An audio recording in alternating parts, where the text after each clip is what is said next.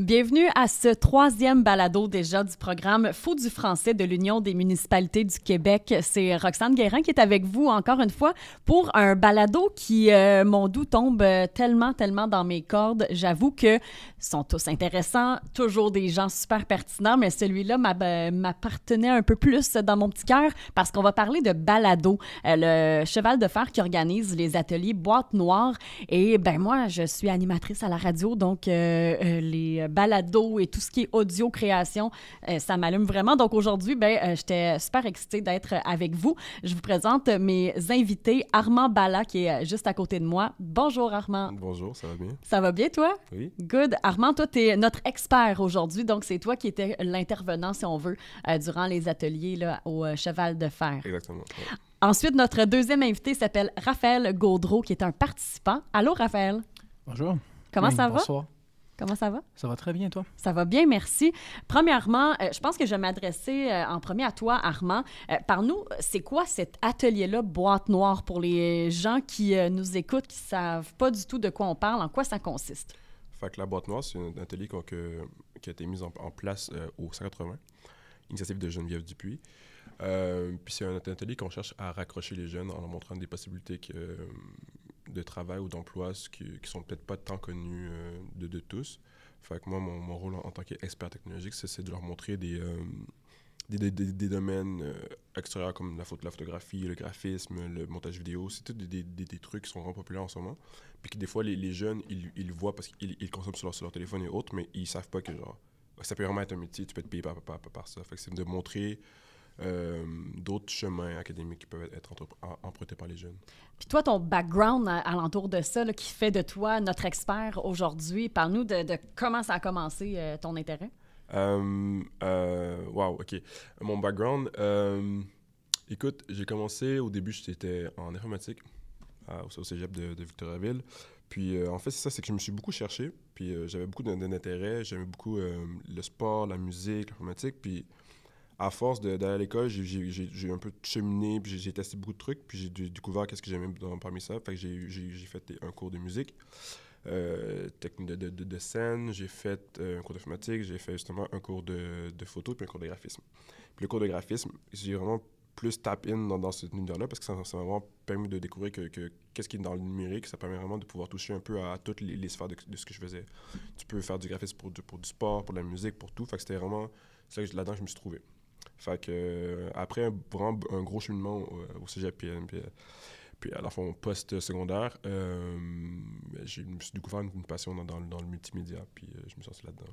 Oui, puis parce que le multimédia qui est devenu tellement populaire, là, maintenant, je pense que chaque être humain ou à peu près a un podcast, a un balado. En tout cas, la minute que tu as une idée, ouais, on peut se créer un balado. Toi, tu as connecté beaucoup avec le graphisme, le multimédia, puis comment que c'est arrivé cette opportunité-là de le transmettre aux jeunes au 180, au Cheval de Fer? Fait qu'au tout début, je travaillais pour la Tournoi de Montréal, qui était une équipe de basketball. Puis Geneviève, elle m'a approché. Elle a vu mon portfolio, puis elle m'a dit « Écoute, je vois que toi, tu travailles dans le multimédia, puis tu es vraiment investi, puis j'aimerais ça pouvoir partager un peu de ça avec les jeunes de Valleyfield. » Fait qu'elle m'a parlé du plan de match, de qu'est-ce qu'elle avait en tête, puis on s'est lancé là-dedans. Oui, puis on va revenir à toi un petit peu plus tard. Mais Raphaël, je me tourne vers toi. Tu as été un participant, tu as été au Cheval de Fer. Toi, un peu ton parcours, qu'est-ce qui a fait que tu as été un des participants du 180? L'histoire est assez drôle. Mm-hmm. Geneviève m'a approché quand je suis à l'école du Nouvel Envol, le centre du Nouvel Envol. Et l'école Geneviève m'avait approché parce que je l'ai aidé pendant un projet. Puis je l'ai aidé pour calibrer des tablettes. Pour un projet genre comme comment t'appelles ça? Un dating speed, quelque chose de genre. OK. Et c'est moi qui c'était les tablettes et elle m'a parlé du projet la Boîte Noire. Puis elle m'a dit d'y aller, d'essayer. Donc j'y étais, j'ai essayé. Mais je suis venu à la fin. C'est ça, j'ai pas grand-chose d'autre à ajouter. Je suis venu à la fin, ça me va vraiment plus, ça me plaît encore. C'est pour ça que je suis encore là. Oui, ça t'a raccroché quand même parce que tu t'es trouvé des intérêts. Tu as pu quand même continuer vers ces intérêts-là, j'imagine? Depuis que je suis jeune, je me trouve quand même bon en informatique. C'est un truc qui m'a beaucoup accroché parce que l'école a souvent été difficile pour moi. Donc, je m'accrochais sur l'informatique et je me suis découvert cette passion. L'informatique, le jeu vidéo, la programmation, les montages vidéo, faire des vidéos en général, tout ce qui raccroche à Internet, en gros. Mm-hmm. Hors d'onde, tu nous parlais que tu as eu une brève carrière de YouTuber, mais ça aussi, c'est un beau média qui t'a apporté quand même à travailler sur ces intérêts-là. Ben, YouTuber est un grand nom. On va le dire. T'es un YouTuber. 100 vues, c'est pas énorme. Puis 100 abonnés non plus, mais j'ai fait mon bout de chemin. Là. Des fois, je repense à vouloir commencer. Mm-hmm. C'était à propos de quoi ta chaîne YouTube? De jeux vidéo? Non, c'est pas surprenant. Ben non, mais c'est génial. Qu'est-ce qui te fait le plus aimer les jeux vidéo comme ça? Ben, déjà, quand j'étais plus jeune, la première fois que j'ai touché une console de jeux vidéo, j'ai su que c'était ça que je voudrais faire plus tard au niveau de ma passion. Je me suis accroché beaucoup aux jeux vidéo. J'ai appris à apprendre les trucs un peu techniques dessus. Aujourd'hui, je m'y connais assez pour savoir comment marche un ordinateur, par exemple. Pourquoi un jeu est mal fait, pourquoi un jeu pourrait être moins bien qu'un autre. Genre, beaucoup de gens vont regarder, par exemple, la sortie d'un trailer d'un jeu. Ils vont se dire « Ah, ça a l'air cool. Moi, je vais voir chaque petit défaut dessus. » OK, mais comment tu as appris tout ça? C'est tellement impressionnant. Comment tu as trouvé ces compétences-là? Je sais pas. C'est venu comme ça parce que tu avais une passion? Probablement aussi. J'ai un petit bonus que j'ai pas envie non plus de dire en public, mais j'ai un petit bonus qui me permet d'apprendre ça. Là. Mm-hmm. Le petit bonus, je peux dire. Là, je suis autiste, donc j'ai certaines compétences que je développe plus facilement. Puis, pour moi, ça a été l'informatique. Mais j'aime ça que tu parles de ça comme un bonus, parce que c'est complètement un bonus. Regarde comment que tu es intéressé par ça, puis tu as une mémoire de feu, j'imagine. J'ai aussi appris la guitare pour ouvrir une parenthèse. Puis la prof m'a dit justement que j'avais une bonne mémoire auditive, puis aussi mécanique, ça le fait avec les doigts. Là. OK. Puis on revient à tantôt ce que tu disais, le cheminement à l'école, tu as trouvé ça difficile, ça a été difficile pour toi de raccrocher. Qu'est-ce qui était un peu plus compliqué là, pour toi au niveau d'un parcours scolaire typique, si on veut? Déjà, j'ai jamais réussi à aller en régulier. En cause de mon cerveau, je bloque par certains trucs, par exemple la grammaire en français. Donc j'écris comme mes profs m'ont dit, j'écris des très beaux textes, sauf que je connais pas les trucs basiques de la grammaire. Fait que ça a toujours été un combat constant d'apprendre puis de surmonter ça, ce côté autiste en moi. Mm-hmm. Fait que tu sais, il y a des avantages, mais aussi des inconvénients, puis j'aimerais ne pas avoir eu ces inconvénients-là pour pouvoir, tu sais, j'aurais voulu apprendre plus tôt. Oui, mais tu es quand même allé au Nouvel Envol, qui est un centre d'apprentissage pour adultes. On appelle ça les adultes ici à Valleyfield, comme surnom de l'école. Donc, tu as quand même réussi à te raccrocher. Oui, dans un sens. J'ai décidé une journée de me dire, bon, c'est assez, je vais essayer de l'avoir, mes secondaires. Va me donner la chance. Oui. Puis maintenant, qu'est-ce que tout ça t'a amené, ta participation au Cheval de Fer? Tu as rencontré des gens, j'imagine, qui t'ont motivé. Ça a fait quoi comme impact dans ta vie? Je ne saurais pas comment l'expliquer dans un micro, mais disons que le fait que quand je suis recommencé l'école, le gros impact, c'est vraiment le fait que ça a bouleversé ma vie. J'ai une petite anecdote où, dans un des cours, justement, un de mes profs voulait qu'on fasse un truc d'art plastique avec une pierre tombale. J'ai écrit ma date de naissance puis la date où je rentrais à l'école comme un nouveau moi. C'était un truc symbolique pour moi.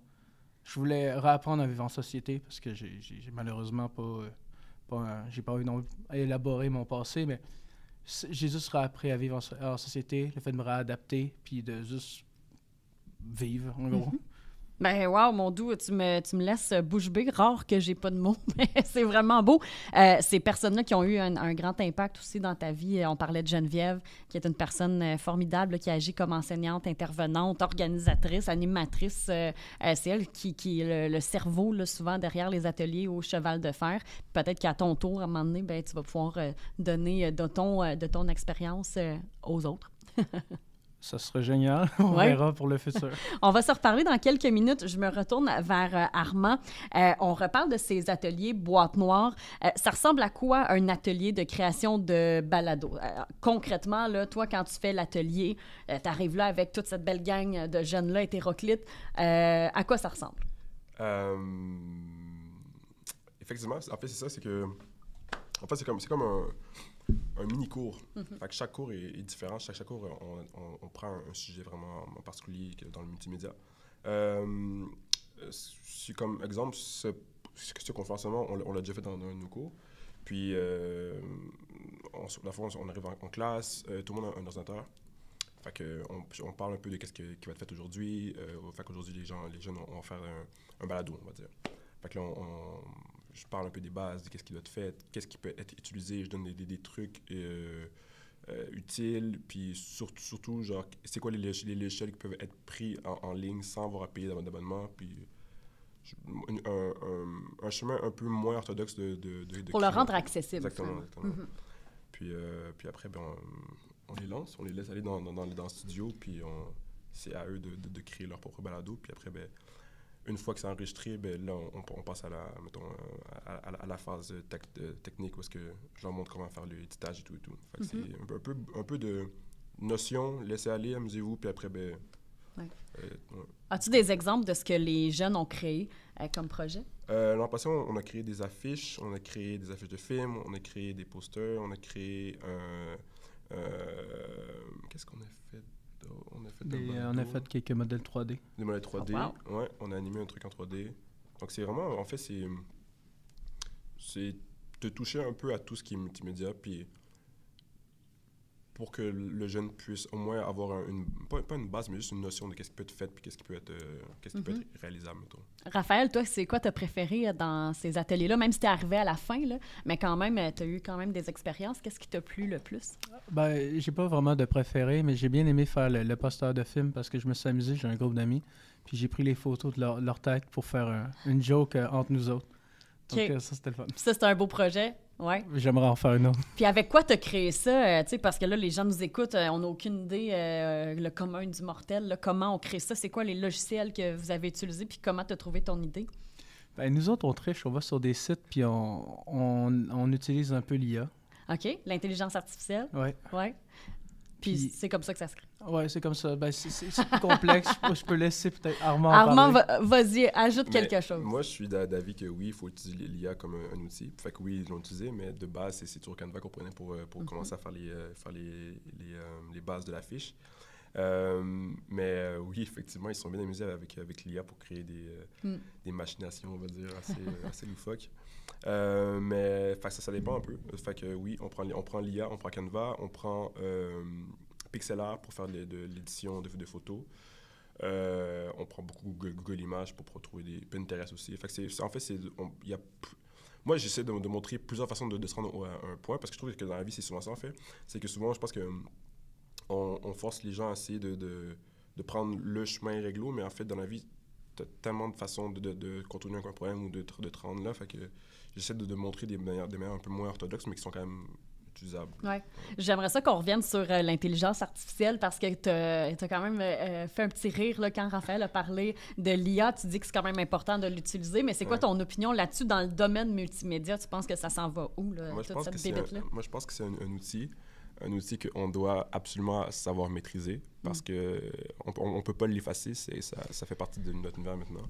Puis tant qu'on est là à le craindre puis à essayer de le censurer, on passe à côté d'une opportunité de pouvoir soit faciliter notre temps de travail ou genre... Je pense que c'est un outil, puis que tant que ça reste un outil, c'est bien. Je pense que si tu es créatif, tu vas pouvoir l'utiliser encore plus que si tu n'es pas créatif. Oui, je comprends pourquoi les gens le voient un peu comme une... C'est quoi threat en français? Une menace. Une menace, désolé. Mais moi, j'ai vraiment d'avis que quand tu es créatif, tu peux que ressortir du bon de façon d'un AI, en fait. Raphaël, toi, de ton côté, comment tu utilises l'intelligence artificielle? Qu'est-ce que ça change dans ta vie au quotidien? J'utilise pas beaucoup l'intelligence artificielle, personnellement, mais je suis pas vraiment pour ou contre l'intelligence artificielle. De toute façon, je m'y connais pas assez pour ça. Je m'y connais, mais c'est souvent le côté négatif que je vois. Mais personnellement, je trouve que je la vis avec Armand. C'est plus je trouve ça plus intéressant qu'on regarde ça comme étant un outil qu'on fait plus avec, genre. Ouais. C'est ça mon avis. Armand, de ton côté, parmi les ateliers que tu as fait, là, je sais pas, ça a duré combien de temps, les ateliers Boîte Noire? Ça dure 4 heures. OK, c'est 3 ou 4 heures à Ouais, chaque fois quand même, c'est exactement. impressionnant. Puis ça a été quoi ce que tu as préféré en tant qu'intervenant, en tant qu'expert? Y a-t-il un des ateliers, un des projets qui t'a le plus impressionné, qui t'a, mon doux, jeté à terre? C'est dur à dire, Quand hein? même, c'est un peu dur à dire, mais il y en a quelques-uns qui m'ont quand même marqué un peu. On a fait on a tourné c'était quoi, c'est un générique? OK. On a tourné une petite vidéo promotionnelle avec les jeunes. C'était cool de les voir brainstorm, de les voir arriver avec un plan scénario, puis après de jouer un rôle dans la vidéo et tout. Ça, c'est drôle. En fait, j'aime ça vraiment la partie où est-ce que je les laisse eux brainstorm, puis arriver avec leur propre création, puis les voir, les mettre en œuvre. Fait que je dirais que je sais pas si vraiment s'il y en a juste une en particulier qui m'a marqué, mais... Mais ça a été quand même... Puis c'est quoi ton rôle là-dedans avant là, de les laisser aller puis Moi, de c'est tourbillonner ensemble? Qu'est-ce que tu montres? C'est quoi les choses que tu peux apporter à ces personnes-là? Moi, c'est de leur montrer les outils qui sont outils. utilisés, de leur montrer c'est quoi la façon qu'on brainstorm pour arriver jusqu'à un plan concret. Puis après, c'est de leur montrer quand ils prennent le logiciel, OK, qu'est-ce qui peut être fait pour rentabiliser ton temps, qu'est-ce qui peut être fait pour que ça soit plus efficace. Je leur montre un peu comment faire pour arriver à créer qu'est-ce qu'eux, ils ont derrière la tête, dans le fond. Là. Mm-hmm. Fait que c'est... mais c'est... En vrai, de vrai, je me suis Mais ils sont donc bien créatifs. Vraiment. Tu devais être impressionné quand même. Quand même, vraiment. Surtout, Ouais. même sur la fiche de film qui parlait, oui, c'est loufoque, mais ça reste que, genre, vraiment, ça montrait une bonne créativité. Puis Ça montre aussi un trait de ta personnalité qu'on connaît pas nécessairement. Là. Clairement, t'es quelqu'un qui aime l'humour. La fiche promo pour le cheval de fer avec... c'était quoi, avec l'écureuil? C'est quoi? C'était un écureuil sur un vélo, me semble. Ouais, OK, ça, c'était une affiche promotionnelle pour le cheval de fer, clairement. L'exercice, c'était de créer une affiche promo pour le cheval de fer, OK. mais c'était vraiment de les laisser aller avec ça. Si vous voulez les idées, comment j'ai pensé à cette affiche-là, c'est parce que souvent les gens vont prendre leur vélo pour aller au Parc Sauvé. Ouais. Donc je me suis dit, il y a beaucoup d'écureuils au Parc Sauvé. Les gens vont au Parc Sauvé. Faire en sorte qu'il y a un écureuil sur un vélo. Ben, toutes les idées sont bonnes et ça t'a fait, ça a fait réagir. Puis c'est des fois le marketing, là, ça peut être vraiment ça, là, des campagnes marketing qui font réagir, on s'en souvient après. Pour ce qui est de vous deux, ça a été quoi les défis? Parce que je sais que ça doit pas toujours être complètement rose. Ça amène énormément de positifs, mais ça peut amener quelques petits défis, là, côté intervention, côté attention des gens. Toi, de ton côté, Armand, est-ce que tu as trouvé des défis là-dedans? Ben, c'est sûr que face à une classe, des fois, c'est dur de donner le même temps à tout le monde pour s'assurer que tout le monde a la même compréhension de ce qui se passe. Mais sinon, non, c'était vraiment assez cool, vraiment. Genre, les jeunes participaient bien. Fait que, genre, j'avais juste besoin de l'expliquer au début puis de les laisser aller après. Fait que, un défi qui c'est peut-être plus de toujours arriver avec un truc qui va les intéresser.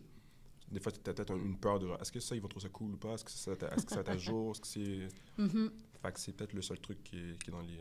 Ouais. Dans les défis. Ouais, dans les défis. Ouais. Raphaël, de ton côté? Le plus gros problème, c'est quand les ordinateurs décident de ne pas marcher la journée. Oui, la technologie, quand ça va bien, mais quand ça va mal, ça va mal. Mais à part ça, à part les ordinateurs qui ne veulent pas fonctionner, non, j'ai pas vu vraiment de problème. Toi, tu as trouvé du positif dans ces beaux ateliers-là. Oui, vraiment. Armand, toi, qu'est-ce que ça t'a amené à ta vie personnelle? Là, on enlève le chapeau d'expert, mais en tant qu'humain, qu'est-ce que ça a amené à ta vie, à toi? Enseigner, en vrai, c'est un truc que j'avais jamais pensé faire avant, puis que je trouve que c'est vraiment beau. Puis chapeau vraiment pour les enseignants, parce que c'est vraiment avoir un plan de cours arrivé, puis genre rester motivé, pas motivé, mais motivant, puis intéressant et tout, c'est quand même un gros challenge. Mais en soi, surtout, c'est que tu penses quand même des fois que tu connais ta matière dans ton métier ou autre. Mais quand tu dois le breakdown pour une personne qui connaît vraiment rien, c'est là que tu es vraiment face à genre, sais-tu vraiment tes bases? Fait que ça te fait un peu réapprendre un peu tes bases à toi, puis qu'est-ce qui est... Si tu sais pas comment le véhiculer une personne, je pense pas que tu maîtrises vraiment ta matière, tu vois. Ouais. Fait que, genre, Mais c'est comme ça que tu apprends le mieux, en fait. Fait que même pour moi, genre, je les apprenais à eux, mais en même temps, moi-même, j'apprenais en même temps. Fait que genre... C'est ça que tu as aimé. Penses-tu te diriger vers l'enseignement? Peut-être un jour, en vrai de vrai. Ah ouais? Puis présentement, là, c'est quoi tes projets, tes plans à part ces ateliers-là? Là, je suis encore graphiste, fait que je fais des contrats. Et là, je travaille, mettons, je fais des photos, j'ai couvert des matchs pour les Alouettes. Je fais des contrats d'affiches, de posters. Dernièrement, je travaille avec l'équipe de basketball de la Tournoi de Montréal. Ah oui. Fait que j'étais gestionnaire des réseaux sociaux. Donc, je m'occupais de tout ce qui est communication, tout ce qui est publication en Instagram, l'image, dans le fond, de l'équipe. Fait que c'est pas mal. Mais peut-être que l'enseignement, l'intervention va aller. Mais c'est bien, je trouve que quelqu'un qui connaît ces choses, mais qui veut le donner aux autres aussi, qui veut le partager. Là, je pense que c'est l'idéal là, d'avoir quelqu'un comme ça. Puis peut-être un jour que l'enseignement viendra sur le côté. Puis toi, mettons, à leur âge, là, avoir des ateliers comme ça, est-ce que ça aurait eu un impact dans ta vie? Oui, quand même. Parce que, en fait, c'est ça que j'ai Puis réalisé. on parle de l'atelier Boîte Noire, mais ça aurait pu être n'importe quel autre atelier. Oui, parce que je pense que oui. Parce que je me suis beaucoup cherché. Ouais. Puis que j'ai rarement eu justement des ateliers qui m'ont montré d'autres corps de travail qu'est-ce qui était populaire à l'époque ou autre. Fait que oui, je pense que vraiment, surtout le fait que c'est pas juste qu'on vient leur parler du fait que ça, c'est possible d'être fait. C'est plus vraiment genre, ben, check, viens le faire avec nous, puis tu vas apprendre comment. Ouais. Fait que je trouve ça vraiment intéressant. Raphaël, toi, parle-nous de ce que ça a changé dans ton quotidien à toi. Puis maintenant, c'est quoi le futur pour toi? Pour moi, le futur est malheureusement toujours flou. Je voudrais au moins arriver à avoir les diplômes que j'ai jamais vraiment eu la chance d'avoir. Peut-être avoir aussi un bac de finissant que j'ai jamais aussi eu à avoir. Et puis pour les projets, déjà, j'aime apprendre dans ma passion qui est l'informatique. Donc, ce qui change dans ma vie, j'ai envie de dire à peu près plein de choses. Beaucoup trop pour pouvoir le dire. Là. Mais oui, non. J'aime souvent apprendre dans ma technologie. Donc, oui, ça me plaît. Puis tu penses que la technologie s'en va où? Là? Parce que moi, j'ai l'impression qu'on est arrivé au bout, mais toi, tu es un expert là-dedans. C'est quoi le futur dans la technologie? Tu sais que je suis un expert? Non, je suis plutôt amateur. Amateur, mais futur expert. En ce moment, je dirais que quand on reprend dans les dernières années, la technologie est une des choses sur la Terre qui a évolué le plus rapidement. On continue toujours à créer des choses très rapidement. La technologie ne veut pas s'arrêter. Bientôt, oui, il y aura peut-être des jobs qui vont peut-être être remplacés par l'IA si on ne fait pas attention. Et si vous me laissez chercher un peu mes mots aussi, ben oui. C'est très complexe. La technologie est très complexe parce qu'elle évolue vite. Elle évolue dangereusement vite. Donc oui, ça me surprendrait pas que d'ici 10 à 20 ans, les véhicules se conduiraient seuls.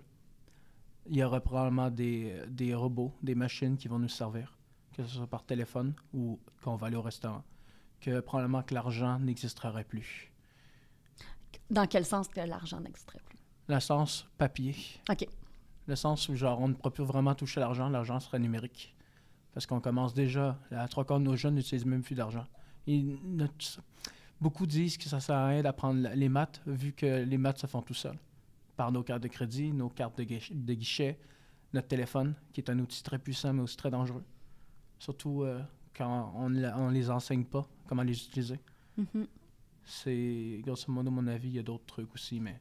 Puis, quand tu parles de l'enseignement des cellulaires puis des réseaux sociaux, qu'est-ce que tu penses qu'il manque pour qu'on l'utilise de façon mieux?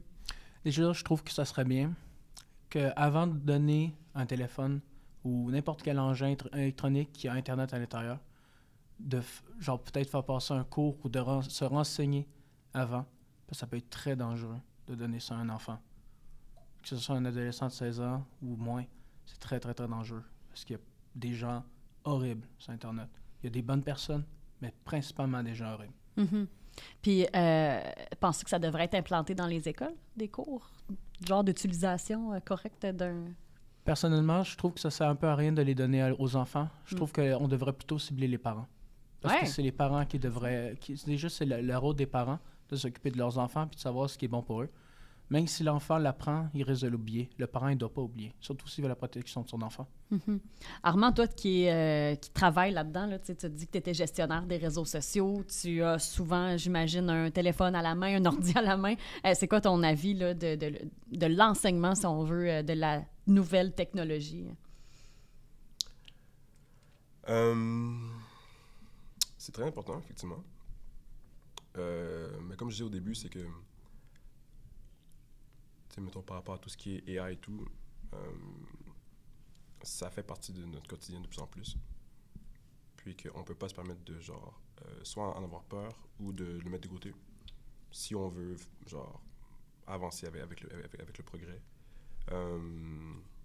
Donc oui, c'est très important de l'enseigner. Puis moi, je pense que c'est aussi important de l'enseigner aux jeunes parce que c'est eux qui ont la facilité de pouvoir acquérir l'information. Puis mettons, là, je pense juste à la facilité que mes petits cousins ont de prendre un téléphone puis de commencer à jouer avec les réglages. Moi, je l'ai aujourd'hui parce que j'ai beaucoup travaillé avec le téléphone et tout, mais à leur âge, je n'avais peut-être pas cette même facilité-là. Puis c'est juste de s'assurer que justement que on leur donne c'est un peu bizarre à dire comme ça, on leur donne un grand pouvoir dans leurs mains, mais c'est s'assurer que genre qu'ils sachent quoi faire avec ce pouvoir-là, mettons. Ouais. Fait que, mais c'est un privilège aussi de pouvoir utiliser ça parce que ça peut être merveilleux. Là, mais oui, vraiment. Raphaël, toi, qu'est-ce que tu aimerais créer en informatique? Là, tu me disais que c'est ta passion. Tu aimes les jeux vidéo aussi. Penses-tu de vouloir te diriger dans la création de jeux vidéo, création de sites web? Je connais pas beaucoup ça, tu sais, l'informatique et tout ça, les possibilités d'emploi là-dedans, mais ça serait quoi, tu sais, le numéro 1 là, sur ta liste là, que tu peux atteindre? Ben déjà, j'ai beaucoup aimé faire des vidéos à une époque. Si j'aurais quand même un budget puis du temps, je ferais peut-être des sketchs en vidéo. Puis peut-être, genre, je ferais apprendre des trucs. Genre, les vidéos que j'aime le plus regarder, c'est des faits qui sont réels ou des trucs qui nous apprennent des affaires, que ce soit dans le monde de l'informatique ou autre, avec une vidéo bien organisée, scriptée, avec des bels effets, puis une personne qui parle de façon calme. Ça, j'aime beaucoup ça, regarder ça quand je fais la cuisine ou autre. Ouais. Donc, si jamais je ferais des vidéos, je ferais ça. OK. Fait que ça, c'est la partie vidéo. Est-ce que tu as une partie informatique aussi? Tu disais que tu réparais des mondes. Moi, ça m'impressionne tellement parce que moi, la minute que mon téléphone ou mon ordi, mon iPad ne fonctionne pas, il y a un petit quelque chose. Je suis un chevreuil sur l'autoroute, là. C'est très difficile. Toi, tu as un talent là-dedans, puis tu en apprends toujours à chaque jour, j'imagine? Ben, pour l'instant, je n'ai pas encore appris comment réparer. Si j'ouvre le boîtier de mon PC, ça va arriver. Mais je sais comment le réparer à l'intérieur du PC. Mais il y a des choses que je ne sais pas. Des fois, il faut que j'aille voir sur Internet, mais j'arrive quand même à le réparer à l'aide des utilisateurs qui m'aident aussi. Mais je ne sais pas.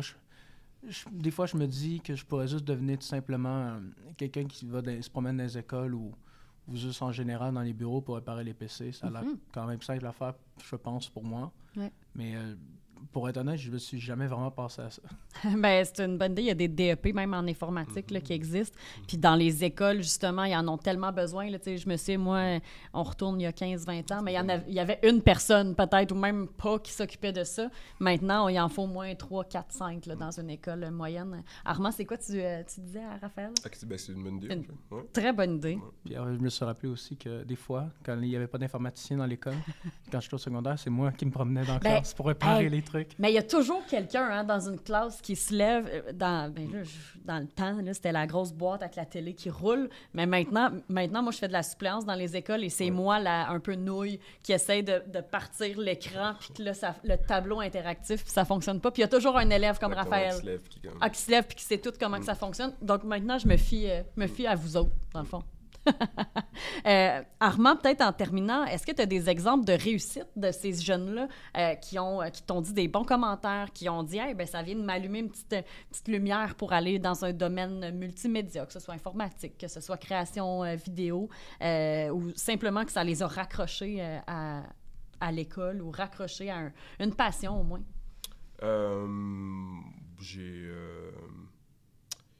J'ai quelques exemples. J'ai un jeune qui est rentré justement à l'université, au cégep ici à Valleyfield, que lui, c'est la photographie qui l'a passionné. Il s'achète une caméra, puis il commence à prendre la photo. J'ai un autre jeune que lui, c'était je pense que c'est le cinéma.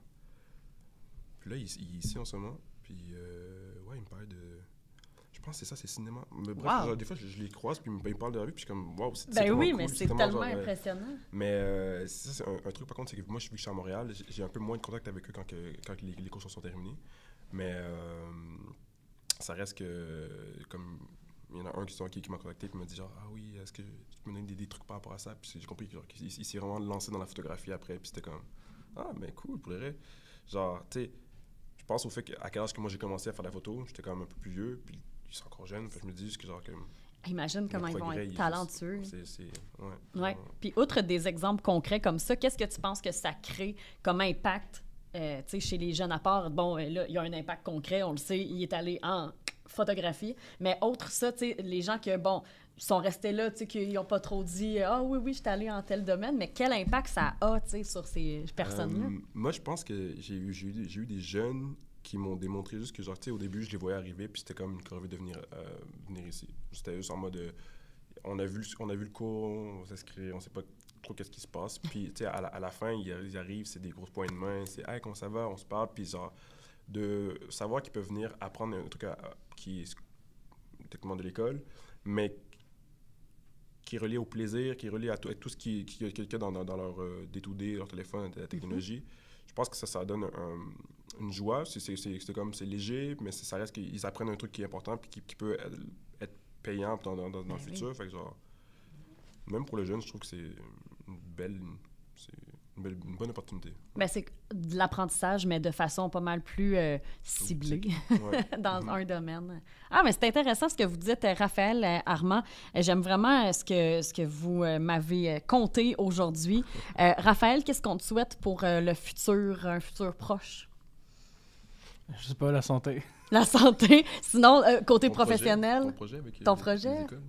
Je suis juste de nous dire live, ça peut être intéressant. Ben là, c'est sûr que je suis en train d'y passer. Là. Ouais, peut-être que je vais aller me renseigner pour aller peut-être étudier en programmation ou pour comment marchent plus les ordinateurs ici. Là. Ben, c'est une maudite bonne idée. Tu me donneras ton numéro parce que je sais jamais comment mon ordi fonctionne. Je sais comment il fonctionne, mais quand il commence à moins fonctionner, Raphaël, je vais avoir ton numéro sur appel rapide. Oui. Ben oui.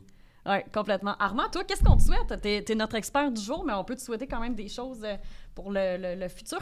Est-ce que tu continues l'atelier Boîte Noire? Oui, on reprend dans les environs de fin de l'année, début de l'année prochaine. Mais oui, on continue encore une fois. Fait que souhaitez-moi d'avoir plein d'élèves. Souhaitez-moi d'avoir du succès, je pense, j'espère. Sinon, ouais. Côté professionnel?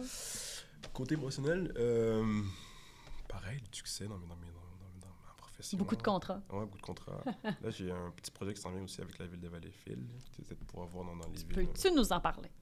Quand même, bientôt. Je pense que c'est relié au mural. OK. Ouais, c'était de donner un aspect de réalité augmentée au mural de la ville. Fait que vous allez peut-être voir ça bientôt. Mais c'est donc bien. Cool. Puis, dernière chose, s'il y a des gens qui nous écoutent actuellement, que ce soit des parents ou des jeunes, puis que là, il y a comme, Colin, peut-être que ça pourrait être... Qu'est-ce que tu dirais pour convaincre ou inciter ces personnes-là à s'inscrire à l'atelier Boîte Noire?